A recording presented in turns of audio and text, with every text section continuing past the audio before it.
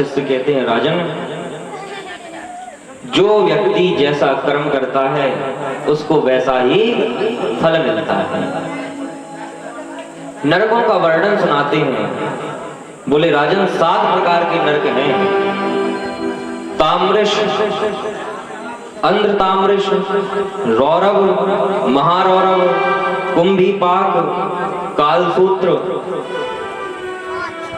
और 80 पत्र यम। ये 7 प्रकार के नरक बताए गए।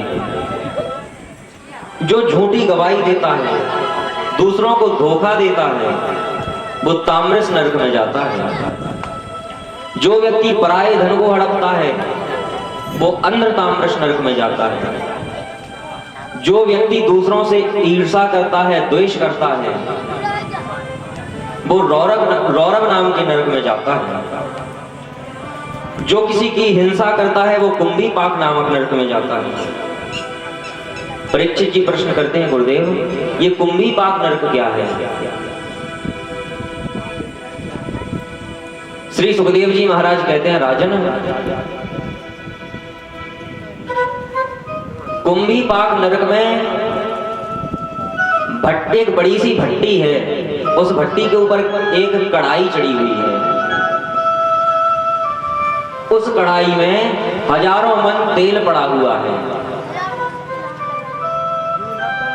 जब व्यक्ति यहां से पाप कर्म करके जाता है, तो यम के दूत उस व्यक्ति को पकड़ करके उस कढ़ाई में डाल देते हैं। उस कढ़ाई में जाने के बाद जितनी पीड़ा मरते समय नहीं होती, उससे ज्यादा पीड़ा वहां जाकर के होती है। राजा परीक्षित बोले, गुरुदेव, कभी कभी किसी व्यक्ति से अनजाने में कोई पाप हो जाता है, तब उसको क्या करना चाहिए? कोई पाप गलती से हो जाते हैं। श्री सुखदेव जी महाराज कहते हैं, राजन, 5 प्रकार के यज्ञ कर्म बताए गए हैं। रोज गौग्रास निकालना चाहिए। रोज गौग्रास निकालना चाहिए। प्रतिदिन रोटी में घी और चीनी लगा करके अग्नि में आहुति देनी चाहिए। गौग्रास निकालना तो सभी के लिए बहुत अच्छी बात है। प्रतिदिन घर की पहली रोटी गाय को जाए। अगर घर की पहली रोटी गाय को जाती है तो घर में कभी भी भोजन की कोई कमी नहीं हो पाती। प्रतिदिन 5-10 ग्राम आटा चींटियों को खिला देना चाहिए। छोटी छोटी आटे की गोलियां बना करके नदी में रहने वाली मछलियों को खिलानी चाहिए। और अगर कोई पाप कर्म हो भी जाए तो मनुष्य को उसका प्रायश्चित करना चाहिए। श्री सुखदेव जी महाराज परीक्षित से कहते हैं, राजन, मनुष्य के लिए सबसे बड़ा प्रायश्चित है कि वो भगवान का नाम ले, भगवान का भजन करे। इससे बड़ा और कोई प्रायश्चित हो ही नहीं सकता। अगर कभी अनजाने में भी भगवान का नाम ले लो ना, तो उससे भी भगवान प्रसन्न हो जाते हैं। जिसने भी जीवन में अगर एक बार भी भगवान का नाम लिया है, तो भगवान उसके ऊपर कृपा जरूर करते हैं। प्रमाणित तौर पे श्री सुखदेव जी महाराज राजा परीक्षित को एक कथा सुनाते हैं। बोले, राजन, एक नगर में एक अजामिल नाम के पंडित जी हुआ करते थे। बहुत ही विद्वान थे, किंतु उनकी करनी बिगड़ गई, कर्म बिगड़ गया। एक दिन संध्या करके लौट रहे थे, देखा कि एक वैश्या अपने द्वार पर खड़ी हुई है। उस वैश्या को देख करके मोहित हो गए। उस वैश्या से बोले, देवी, आप हमारे घर चलो, हमारे पास बहुत सारा धन है। उस गणिका को अपने घर ले आए और जब कर्म बिगड़ा तो पांडित्य कर्म छोड़ करके मदिरा का पान करने लगे, दूसरों के घर में चोरी करने लगे। मनुष्यों का वध करने लगे, हिंसा करने लगे। जो अजामिल पहले पंडित जी के नाम से जाना करते थे, जाने जाते थे, अब वो डाकू के नाम से जाने जाने लगे।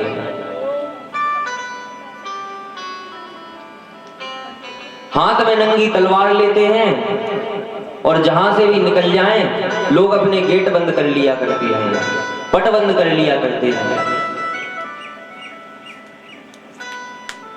एक दिन अयोध्या से कई साधुओं की टोली आई, एक उसमें कई साधु हैं।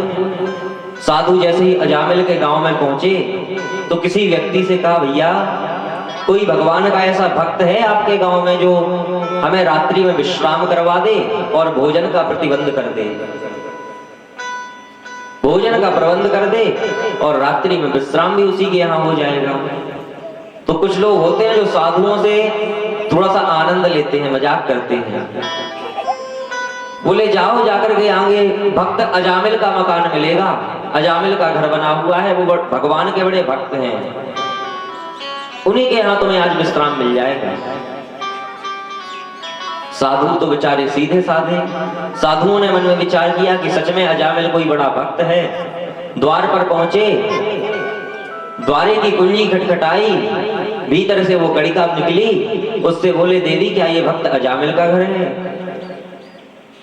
उस वैश्या ने कहा, घर तो अजामिल का है लेकिन वो कोई भक्त नहीं है, वो तो डाकू है। संतों ने मन में विचार किया कि बड़ी गलत जगह आ गए। संत वहां से जाने लगे तो उस गड़िका ने रोक लिया,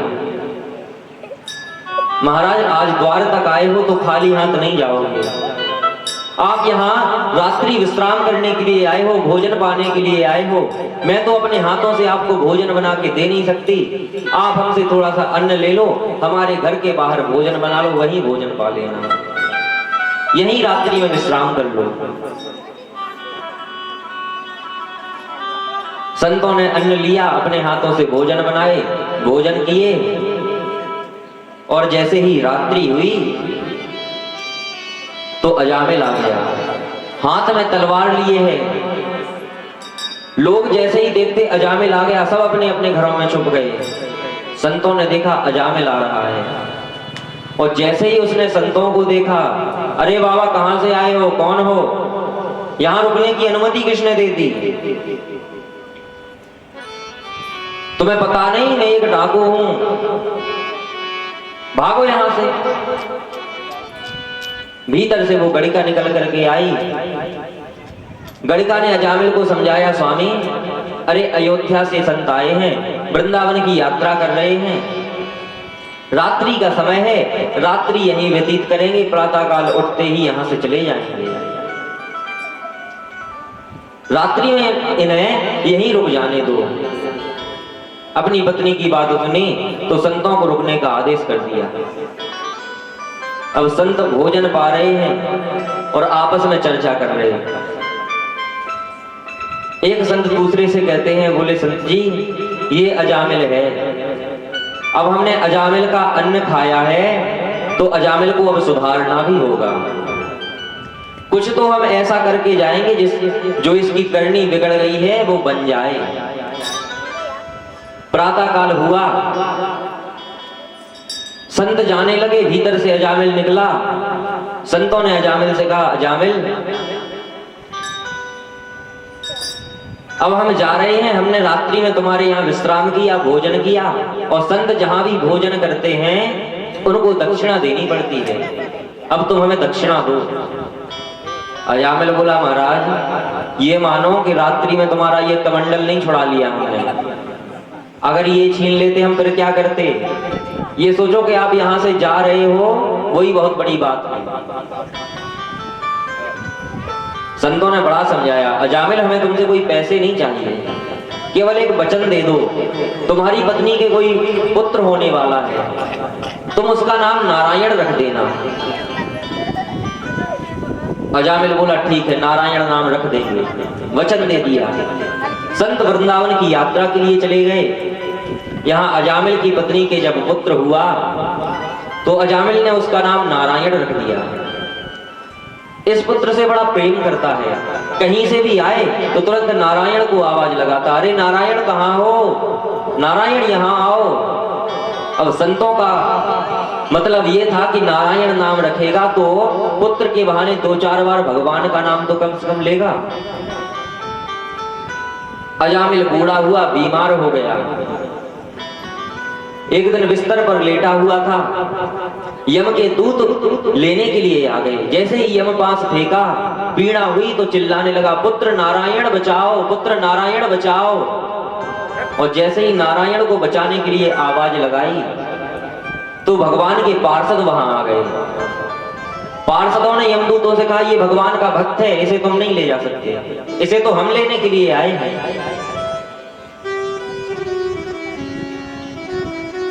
यमदूतों ने कहा, महाराज ये भगवान का भक्त कब से बन गया? अरे ये तो बड़ा पापी है, क्रूर है, ये तो कभी भगवान का नाम ही नहीं लेता। बोले अभी तो इसने चिल्लाया कि नारायण बचाओ, नारायण बचाओ। इसकी बात भगवान ने सुन ली। भगवान ने हमें भेज दिया कि जाकर के अजामिल की रक्षा करो। यम के दूत बोले, महाराज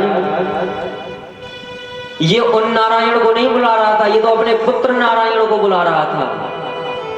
भगवान के पार्षदों ने कहा, अच्छा एक बात बताओ, पहले नारायण नाम इसके पुत्र का पड़ा कि भगवान का पड़ा? बोले भगवान का पड़ा। तो जब भगवान का नाम नारायण है तो जब ये नारायण बोला तो पहले भगवान स्वीकार करेंगे कि इसका पुत्र स्वीकार करेगा? भगवान ने पहले स्वीकार कर लिया, इसलिए हम इसको बचाने के लिए आ गए। अजामिल बिस्तर पर पड़ा ये सब सुन रहा था। आज मन में विचार कर रहा है कि एक बार पुत्र को नारायण नाम लेकर के बुलाया तो भगवान के पार्षद मुझे बचाने के लिए आ गए। अगर साक्षात नारायण को बुलाता तो क्या पता भगवान की ऐसी कृपा हो जाती कि साक्षात नारायण मुझे बचाने के लिए आ जाते।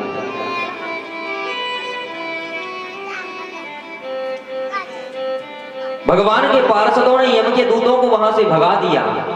अब तो अजामिल भगवान की भक्ति में मगन हो गया, भगवान का भजन करने लगा। हमें सदैव भगवान का भजन करना चाहिए, भगवान का नाम लेते रहना चाहिए। एक बार एक गांव में ऐसे ही कथा हो रही थी। जब 7वां दिन आया तो व्यास जी महाराज की विदाई होने लगी। विदाई के समय व्यास जी ने कहा कि भक्तों, हमने 7 दिन आपको खूब कथा सुनाई और आपने खूब सुनी। अब हम आपसे कुछ दक्षिणा लेना चाहेंगे। आप दक्षिणा में कोई ना कोई संकल्प करो, या तो कोई बुरी आदत त्यागो या कोई अच्छी आदत अपना लो। सभी ने कुछ ना कुछ संकल्प लिया, लेकिन एक साहूकार बैठे हुए थे, उनने कोई संकल्प नहीं लिया। पूरे गांव वालों ने व्यास जी से कहा, महाराज हमने तो संकल्प ले लिया, किंतु इन्होंने अभी तक कोई संकल्प ही नहीं लिया, बड़े कंजूस हैं। व्यास जी ने कहा, साहू जी कोई तो संकल्प लो। जब सब पूरे गांव वालों ने कहा कि अरे कुछ तो संकल्प ले लो, कुछ तो संकल्प ले लो, बोले चलो एक संकल्प लेते हैं कि हमारे मकान के बाहर जिस कुम्हार का मकान बना है, जब तक हम उसका चेहरा नहीं सुबह से देख लेंगे तब तक हम जल नहीं पिएंगे।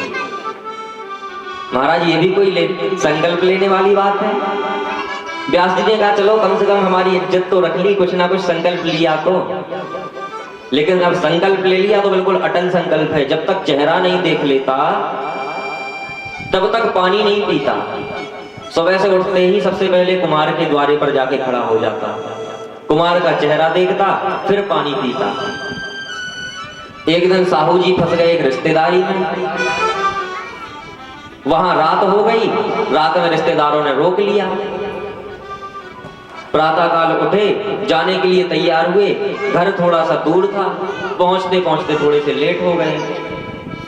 अब पानी भी नहीं पी सकते क्योंकि संकल्प किया है जब तक कुम्हार का चेहरा नहीं देखेंगे तब तक पानी नहीं पिएंगे। अपने घर पे तो पहले गए नहीं, पहले कुम्हार के घर पहुंच गए। भीतर आवाज लगाई, भैया कहाँ गए? भीतर से उसकी धर्मपत्नी जी ने आवाज लगा दी, बोले हमारे स्वामी तो घड़ा बनाने के लिए मिट्टी खोदने गए हैं, पहाड़ पर हैं। अब तो बड़ा आश्चर्यचकित रह गया। अब सोच रहा है कि ऐसा करूं कि संकल्प आज तोड़ ही देता हूं, पानी पिए लेता हूं। लेकिन फिर सोचता है कई वर्षों का संकल्प है, कई वर्षों से जब तक इसका चेहरा नहीं देख लेता तब तक पानी नहीं पीता, तो आज क्यों संकल्प तोड़ दूं? चलो पहाड़ पर जाकर के देखते हैं, वहीं इसका चेहरा देख लेंगे दूर से, केवल एक बार थोड़ा सा चेहरा दिख जाए, फिर पानी पी लेंगे। बड़ी जोर की प्यास लगी है। कुमार पहाड़ पर मिट्टी खोद रहा था। मिट्टी खोदते खोदते उस मिट्टी में से उसको एक घड़ा मिला, उसमें अनेकानेक द्रव्य थे। वो द्रव्य वहां से निकाल ही रहा था कि तभी साहूकार वहां पहुंच गया। साहूकार ने जैसे ही देखा वो है कुमार, थोड़ा सा हमारी तरफ मुड़ करके तो देखे। कुमार को आवाज लगाई, भैया थोड़ा यहां देखो। कुमार ने ऐसे मुड़ करके देखा, अरे साहू जी आ गए। साहू जी की ओर देखा, थोड़ा सा भयभीत हो गया, कहीं ऐसा ना हो कि इन्होंने हमें द्रव्य निकालते हुए देख लिया हो। अगर द्रव्य निकालते हुए देख लिया होगा तो फिर ये ग्रामवासियों को बता देंगे, ये ग्रामवासियों को बता देंगे, ग्रामवासी हमसे पूरा द्रव्य छीन लेंगे, हमें तो धन मिल नहीं पाएगा। तो धन को वहीं के वहीं छुपाने लगा। साहूकार बोले, हाँ अपना काम करो, हमने देख लिया। कुमार ने सोचा इन्होंने द्रव्य निकालते हुए देख लिया। बोले महाराज क्या देखा? बोले बस बस देख लिया। अब तो कुमार चिंतित हो गया, भैया इन्होंने देख लिया, अब ये पूरे गांव में जाकर के ढिंढोरा पिटवा देंगे। कुमार ने वहीं से आवाज लगाई, किसी को बताना मत, आधा आधा कर लेंगे। अब वो तो बनिया बुद्धि है, बुद्धि तेज लगाई, अच्छा आधा आधा करने की बात है, कुछ तो गड़बड़ है। पास में जाकर के देखा तो बहुत सारा द्रव्य रखा हुआ था। कुमार ने कहा, साहू जी किसी को बताना मत, दोनों भाई आधा आधा आपस में बांट लेंगे। आज साहूकार अपने माथे को पकड़ करके बैठ गया। बोला मैंने संकल्प किया था कि कुमार का मुख देखे बिना पानी नहीं पीऊंगा, आज मुख देखने के लिए आया तो इतना द्रव्य मिल गया। अगर इस कुम्हार की जगह पर प्रतिदिन मैंने किसी भगवान का मुख देखा होता, मंदिर का मुख देखा होता, तो आज मेरा ये जीवन सुधर जाता। तो कभी कभी जाने अनजाने में हम कोई संकल्प कर लें, बस संकल्प हृदय से होना चाहिए, भगवान की कृपा जरूर बरसती है। मन में विचार कर रहा है कि अगर मैंने भगवान का मुख रोज देखा होता तो आज मुझे इस धन की जगह पे भगवान के दर्शन हो जाते हैं। श्री सुखदेव जी राजा परीक्षित से कहते हैं, राजन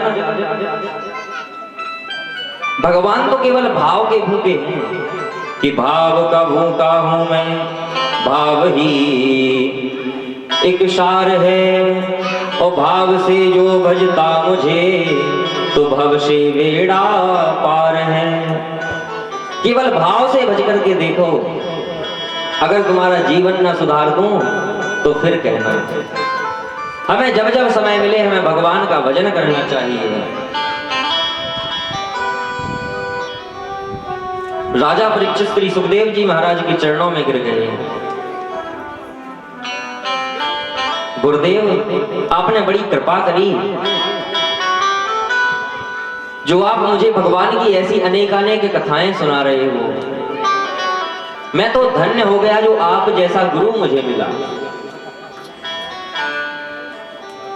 अगर आप नहीं आते तो मेरा उद्धार नहीं हो पाता। मैं तो उस ब्राह्मण बालक के श्राप को वरदान समझता हूं। महाराज अगर उस दिन वो ब्राह्मण का बालक मुझे श्राप नहीं देता तो क्या आप मेरे ऊपर कृपा करने के लिए पधारते? कभी नहीं आते। उसने मुझे श्राप दिया और आप कृपा करने के लिए पधारे, इतने ऋषि कृपा करने के लिए पधारे। मैं तो बड़ा भाग्यशाली हो गया हूं। श्री सुखदेव जी महाराज राजा परीक्षित को अनेकानेक कथाएं सुना रहे हैं।